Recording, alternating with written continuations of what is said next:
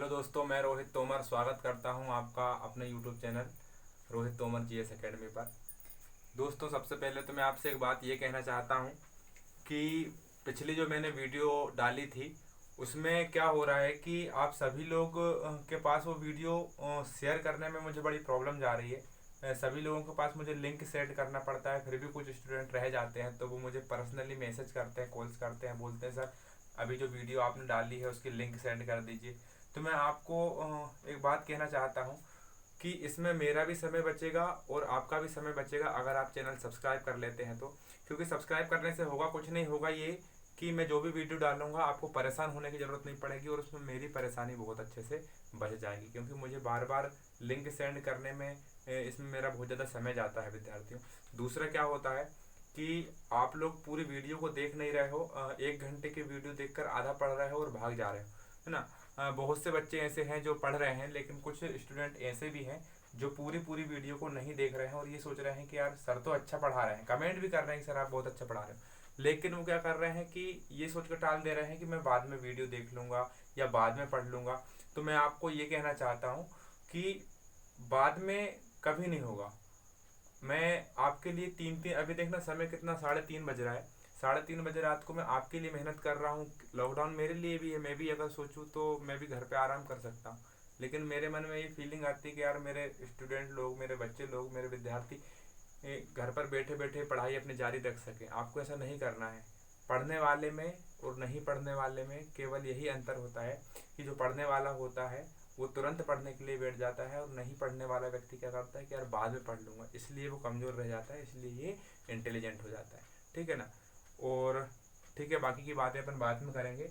आज का बहुत ही इंपॉर्टेंट टॉपिक है अपना यकृत, जिसे क्या बोलते हैं, लीवर बोलते हैं। तो लीवर के बारे में अपन आज विशेष रूप से बात करेंगे। ठीक है ना। चैनल सब्सक्राइब कर लेना आप लोग, इसमें मुझे कोई फ़ायदा नहीं होने वाला है, इसमें आपकी परेशानी बच जाएगी दोस्तों, है ना।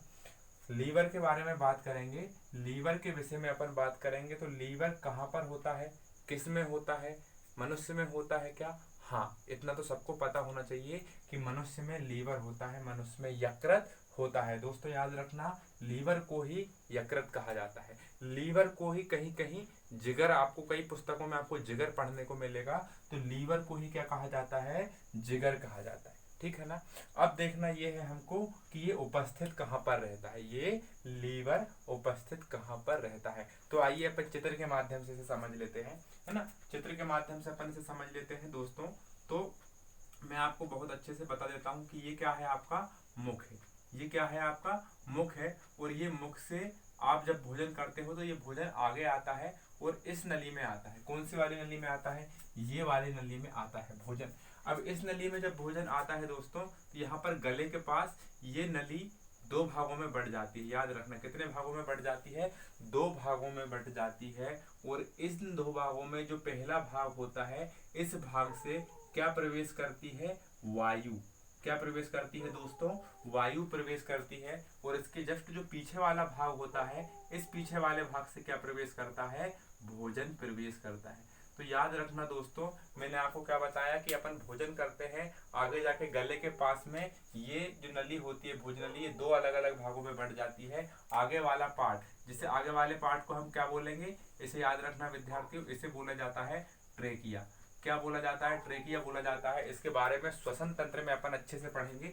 ट्रेकिया बोला जाता है। यहीं पर एक और विशेष स्थान होता है जिसे क्या कहा जाता है दोस्तों, इसे लेरिंग्स कहा जाता है। क्या कहा जाता है, लेरिंग्स, जिसे कंठ द्वार भी बोला जाता है। यहाँ से ध्वनि की उत्पत्ति होती है, याद रखना। और अपन आगे चलते हैं, आगे की बात करते हैं। तो इसके जो पीछे वाला पाइप होता है, ये वाला, कौन सा वाला, ये वाला, इससे क्या प्रवेश करता है, भोजन प्रवेश करता है, इसलिए इसे भोजनली बोला जाता है। और या फूड पाइप बोला जाता है, या ओसियोफेगस इंग्लिश में बोला जाता है। तो भोजनली बोल दिया, फूड पाइप बोल दिया, लेरिंग्स अपने को समझ में आ गया दोस्तों। लेकिन याद रखना कि ये जो ट्रेकिया वाला पाइप था, ये जो वायु वाला पाइप था, ये वायु वाला पाइप आगे जाके 2 पालियों में विभक्त हो जाता है। और ये 2 पालियों में ही क्या उपस्थित होते हैं, आपके फेफड़े। क्या उपस्थित होते हैं, फेफड़े उपस्थित होते हैं। और दोनों फेफड़ों के बीच में क्या पाया जाता है, हार्ट। क्या पाया जाता है, हृदय पाया जाता है। हृदय के हृदय जहां पर पाया जाता है दोस्तों, इस प्रकार से पाया जाता है हृदय, यहाँ पर ठीक है। तो यहाँ पर क्या पाया जाता है दोस्तों, दोनों फेफड़ों के नीचे एक विशेष प्रकार की संरचना होती है जिसे क्या बोला जाता है, डायाफ्राम बोला जाता है। क्या बोला जाता है, डायाफ्राम बोला जाता है। अब डायाफ्राम के जस्ट नीचे विद्यार्थियों इस प्रकार से ये पीछे वाली नली, कौन सी वाली, ये भोज नली, कौन सा, दूसरा वाला पार्ट, ये भोज नली फेफड़ों के पीछे वाले हिस्से से आकर और यहाँ पर खुलती है। यहाँ पर कौन से वाले हिस्से में खुलती है दोस्तों, अमाशय वाले हिस्से में खुलती है। कौन से वाले हिस्से में खुलती है, अमाशय वाले हिस्से में खुलती है। मैंने आपको क्या बताया, ये आपका मुख था, ये आपकी ग्रास नली थी। ग्रास नली बोले तो ये वाली नली, ये दो भागों में विभक्त है। आगे वाली नली से वायु प्रवेश करती है, इसके पीछे वाली नली से भोजन प्रवेश करता है। आगे वाली जो नली होती है दोस्तों, ये दो पालियों में बढ़ जाती है। दोनों पालियों में क्या उपस्थित होते हैं, फेफड़े। दोनों फेफड़ों के बीच में क्या उपस्थित होता है, हृदय उपस्थित होता है। हृदय और फेफड़ों के जस्ट नीचे क्या उपस्थित होता है, डायफ्राम उपस्थित होता है। डायफ्राम के जस्ट नीचे दोस्तों क्या उपस्थित होता है, अमाशय उपस्थित होता है। बस यहाँ पर आकर रुक जाओ। अमाशय जहां पर उपस्थित होता है दोस्तों, यहाँ पर ध्यान से देखो, यहाँ पर ध्यान से देखो। अमाशय के जस्ट ऊपर क्या उपस्थित होती है, यकृत। अमाशय से लगे लगाए, अमाशय के जस्ट सामने और थोड़ा से ऊपर के स्थान पर क्या उपस्थित होती है, यकृत उपस्थित होती है दोस्तों, लीवर उपस्थित होता है। तो याद रखना, इतना पार्ट मैंने आपको बता दिया है।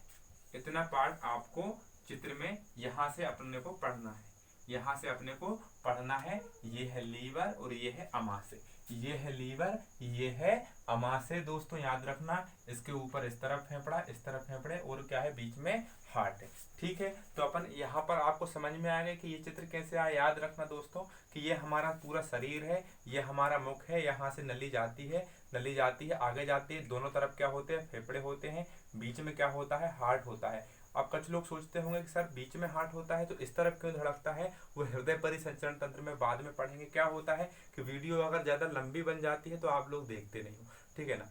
अब अपन आगे चलते हैं, तो आगे क्या होता है, हमको डायफ्राम मिलता है। डायफ्राम के बाद इस तरफ हमको क्या मिलता है, अमाशय। इस तरफ हमको क्या मिलता है, यकृत मिलती है। उसके जस्ट नीचे हमको क्या मिलता है, छोटी आंत और बड़ी आंत वाला हिस्सा आ जाता है, ठीक है ना दोस्तों। अभी एक बार मैं फिर से आपको क्लियर कर देता हूँ। सबसे पहले क्या होता है कि हमारा मुख रहता है, मुख से एक नली जाती है, नली सीधी जाकर कहाँ जाती है, एक नली जाकर कहाँ खुलती है, अमाशय में खुलती है। अमाशय कौन सा वाला पार्ट होता है, ये उल्टा वाला पार्ट है, बायां वाला पार्ट है। तो अमाशय बाएं वाले पार्ट में स्थित होता है और जो हमारा यकृत होता है वो राइट वाले एरिया में स्थित होता है, ठीक है। अमाशय और यकृत के जस्ट नीचे क्या उपस्थित होता है, डायफ्राम उपस्थित होता है ना। और याद रखना दोस्तों, ये जो लीवर होता है, लीवर के जस्ट ऊपर क्या उपस्थित होता है, लीवर के जस्ट क्या ऊपर उपस्थित होता है, डायफ्राम। ये मैंने अभी बताया। ये आपको क्या था, लीवर था, और लीवर के ऊपर क्या उपस्थित है दोस्तों, डायफ्राम उपस्थित है, ठीक है ना। समझ में तो आ रहा है ना। लीवर के ऊपर क्या है दोस्तों, डायफ्राम है। डायफ्राम के ऊपर क्या है, दोनों यहाँ पर क्या है,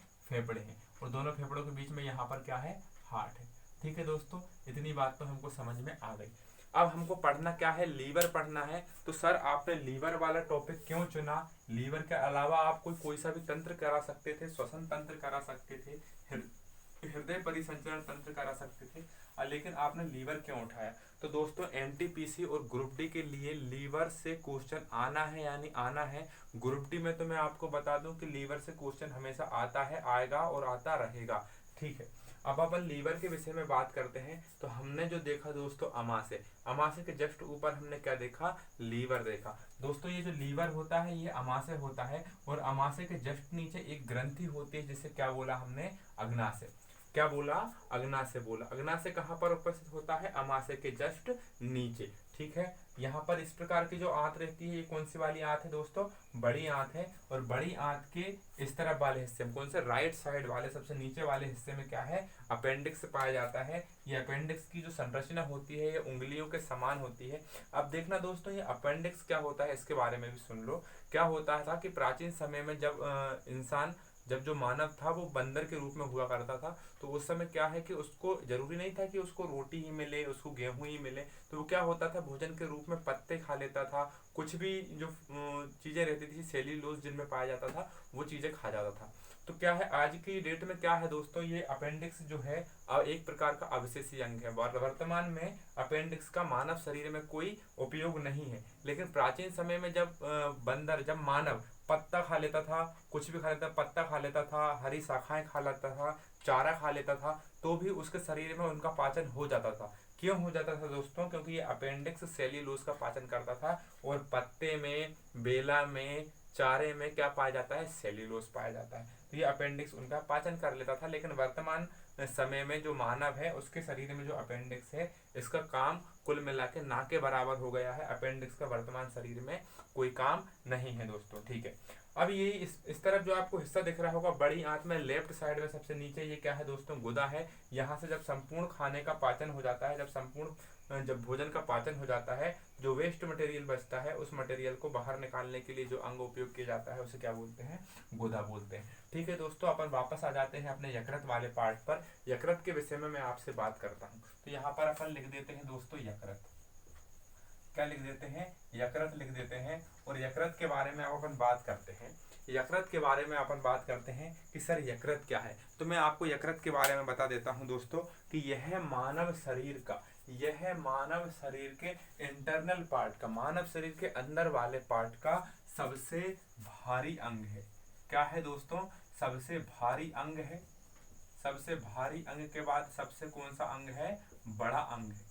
सबसे भारी अंग है और सबसे बड़ा अंग है। सर आपने अंग बोल दिया, बड़ा भी है और भारी भी है, लेकिन सर हमने तो सुना है कि यकृत सबसे बड़ी बाह्य स्रावी ग्रंथि है। तो आपने सही सुना, यकृत सबसे बड़ी बाह्य स्रावी ग्रंथि है।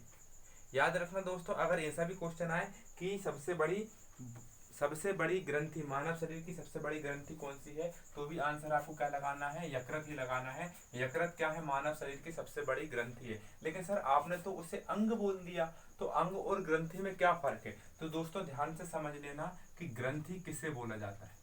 ग्रंथि किसे बोला जाता है? तो याद रखना दोस्तों, हमारे शरीर में, मानव शरीर में क्या होता है? 3 प्रकार के रस निकलते हैं। क्या निकलता है? 3 प्रकार के पदार्थ निकलते हैं, लिक्विड निकलते हैं। पहला क्या होता है? जिसे हम क्या बोलते हैं? जूस। क्या बोलते हैं? जूस। या जिसे हम क्या बोलते हैं? रस। हिंदी में क्या बोलेंगे? रस बोलेंगे। दूसरा जो होता है जिसे हम क्या बोलते हैं दोस्तों? जिसे हम बोलते हैं हार्मोन। तीसरा जो होता है जिसे हम क्या बोलते हैं? एंजाइम। ठीक है दोस्तों, तो मैं आपको एक बहुत अच्छी बात बताता हूं दोस्तों कि जो ग्रंथि होती है हमारी, कौन सी ग्रंथि? जो हमारी ग्रंथि होती है, हमारे शरीर में जो ग्रंथियां होती हैं, उन ग्रंथियों से जूस भी निकल सकता है, हार्मोन भी निकल सकता है, एंजाइम भी निकल सकता है। लेकिन दोस्तों याद रखना कि वो ग्रंथि जिनसे जूस निकलता है और एंजाइम निकलते हैं, जिनसे जूस निकलता है और एंजाइम निकलते हैं, वो कौन सी ग्रंथि होती है? बाह्य स्रावी ग्रंथि होती है। कौन सी ग्रंथि होती है? बाह्य स्रावी ग्रंथि होती है। ठीक है सर, लेकिन हार्मोन निकलता है, उन ग्रंथियों को क्या बोलेंगे? तो जिन ग्रंथियों से हार्मोन निकलते हैं, जिन ग्रंथियों से हार्मोन निकलते हैं, उन ग्रंथियों को क्या बोलेंगे? इसको क्या बोला? बाह्यस्रावी ग्रंथि। तो हार्मोन वाली ग्रंथि को क्या बोलेंगे दोस्तों? अंतःस्रावी ग्रंथि बोलेंगे।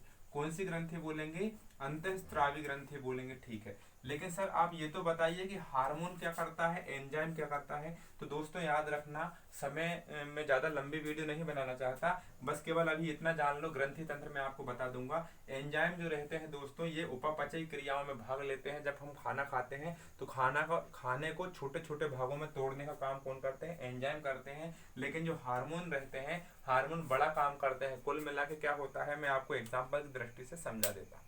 क्या होता है दोस्तों, एक मान के चलिए आपके पीछे एक कुत्ता दौड़ा, तो आपके पीछे जब एक कुत्ता दौड़ेगा तो आपके पास 3 ऑप्शन रहेंगे, या तो आप भागोगे, या तो आप वहीं खड़े रहोगे, और या तो आप क्या करोगे? एक पत्थर उठाओगे और उस कुत्ते को मार दोगे। तो ठीक है दोस्तों, 3 प्रकार के ख्याल आपके दिमाग में आएंगे। लेकिन क्या होगा कि आप जैसे ही कुत्ता आपके पीछे दौड़ रहा है, रात के 11 बजे आप किसी गली में अनावश्यक कार्य के चलते चले गए, जैसे ही आप उस गली में गए, उस गली का कुत्ता आपके पीछे दौड़ा, तो आपके दिमाग में क्या आएगा कि मुझे या तो भागना चाहिए, या पत्थर उठा के इस कुत्ते को मारना चाहिए, ये क्या करना चाहिए? वहीं पर खड़ा रहना चाहिए। तो क्या होता है दोस्तों, आप 3 में से कोई भी काम करोगे तो आपको बहुत तीव्र गति से करना होता है। उस समय क्या होता है कि आप दिमाग से परमिशन नहीं लेते हो कि मुझे भागना चाहिए कि खड़ा होना चाहिए। तो क्या होता है दोस्तों, आप बगैर सोचे समझे जो प्रतिक्रिया करते हो, बगैर सोचे समझे जो प्रतिक्रिया करते हो, उन प्रतिक्रियाओं को कौन करवाता है, कौन करवाता है उन प्रतिक्रियाओं को? हार्मोन करवाता है। याद रखना दोस्तों, ये इस प्रकार का जो काम होता है वो एड्रिनल ग्रंथि करती है। ये उपस्थित कहाँ होती है? हमारी किडनी के ऊपर उपस्थित होती है। ग्रंथि तंत्र के विषय में बारे में जब हम पढ़ेंगे तो मैं इसके हार्मोन और एंजाइम के बारे में अच्छे से डिटेल में पढ़ा दूंगा। अभी केवल इतना समझ लीजिए कि जो हार्मोन होते हैं वो अंतःस्रावी ग्रंथि से निकलते हैं, एंजाइम और जूस कौन सी ग्रंथि से निकलते हैं? बाह्यस्रावी ग्रंथि से निकलते हैं। ठीक है दोस्तों, तो हमने यकृत को ग्रंथि क्यों बोला? क्योंकि जो यकृत होती है, यकृत से क्या निकलता है? जूस निकलता है दोस्तों। क्या निकलता है? रस निकलता है। और उस रस का नाम क्या होता है दोस्तों? पित्त रस होता है। क्या नाम होता है? पित्त रस नाम इसका होता है। ठीक है दोस्तों, इतनी बात तो हमको समझ में आ गई। लेकिन सर ठीक है, आपने इसका बोल दिया कि ये मानव शरीर की सबसे बड़ी ग्रंथि है, मानव शरीर की सबसे बड़ी ग्रंथि है, सबसे भारी ग्रंथि है, सबसे बड़ी ग्रंथि है, सबसे भारी ग्रंथि है सर, तो इसका वजन बता दीजिए, इसका वजन कितना होता है? तो याद रखना दोस्तों, यकृत का जो वजन होता है, जो वेट होता है, वो होता है, पुरुषों की बात करूं तो पुरुषों में होता है 1.4 केजी से 1.8 केजी के बीच, और जो महिलाएं होती हैं उनमें 1.2 केजी से लेकर 1.16 केजी के बीच में रहता है।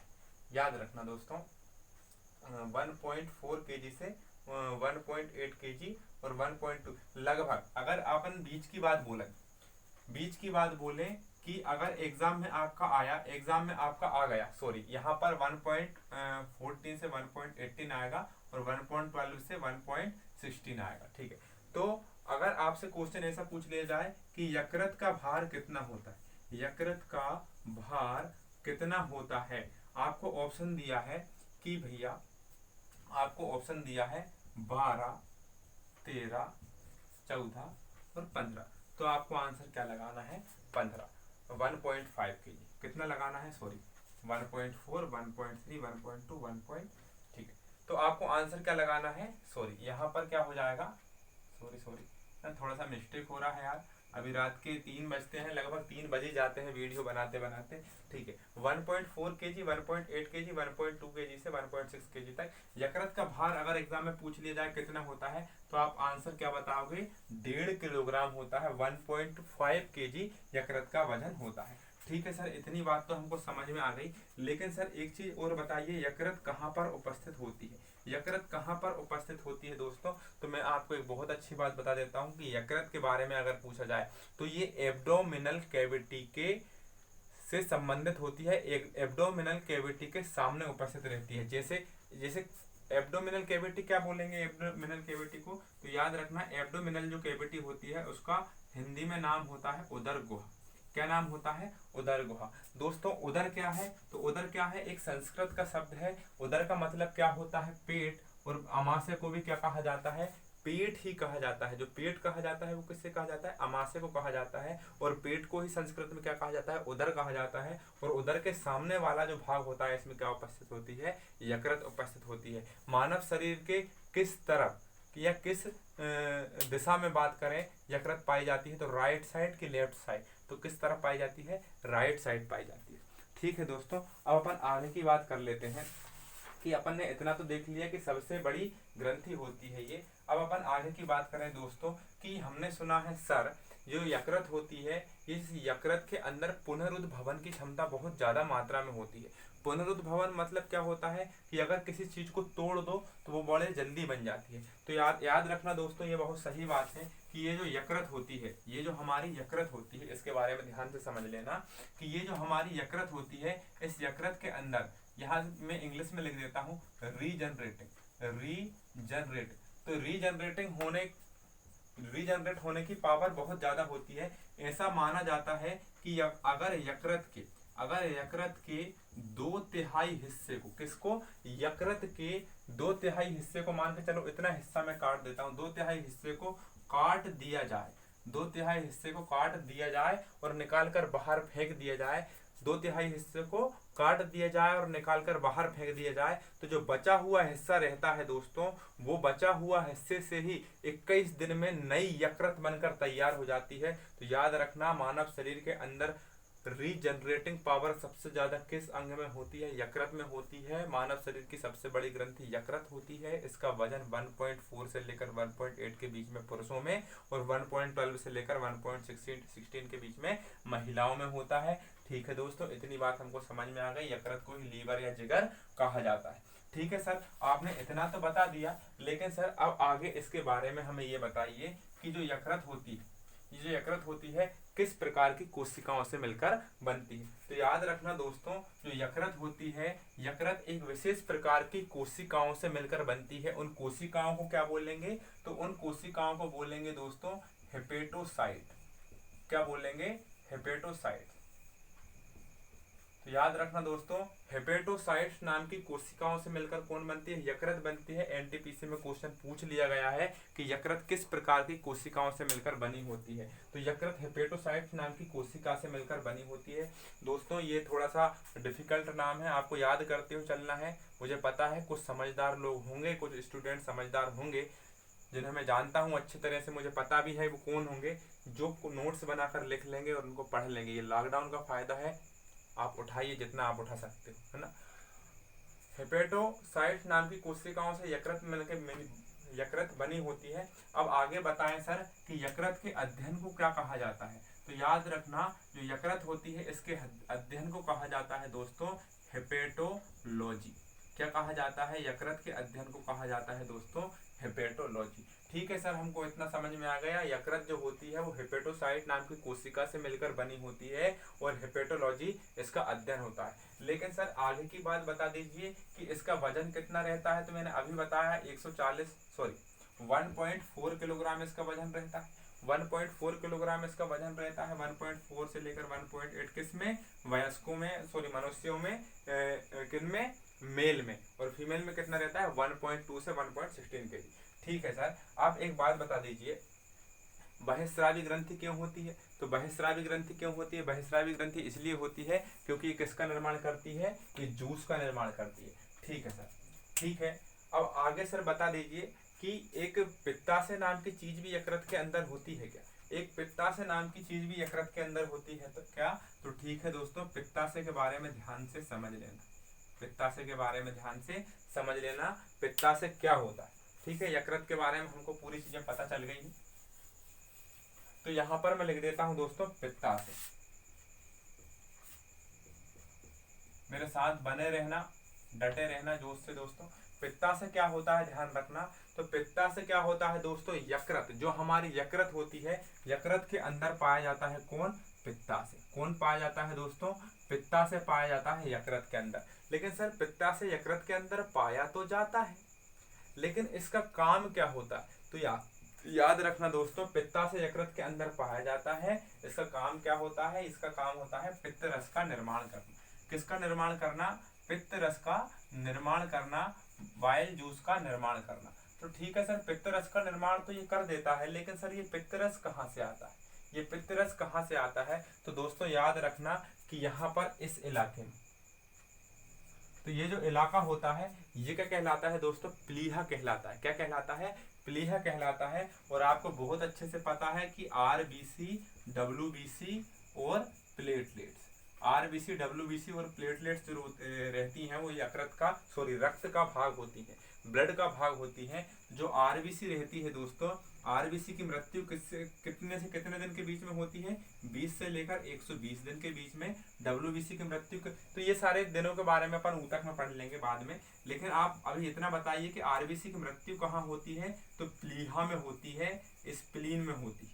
कहाँ पर होती है? प्लीहा में होती है, स्प्लीन में होती है। लेकिन दोस्तों याद रखना, जो प्लीहा होता है, प्लीहा किसका भाग होता है? तो यकृत का भाग होता है। किसका भाग होता है? यकृत का ही भाग होता है प्लीहा। और प्लीहा के अंदर जब आरबीसी आकर डेड होती है, आरबीसी आकर मरती हैं, तो यहाँ एक विशेष प्रकार का पदार्थ बनता है जिसका नाम क्या होता है दोस्तों?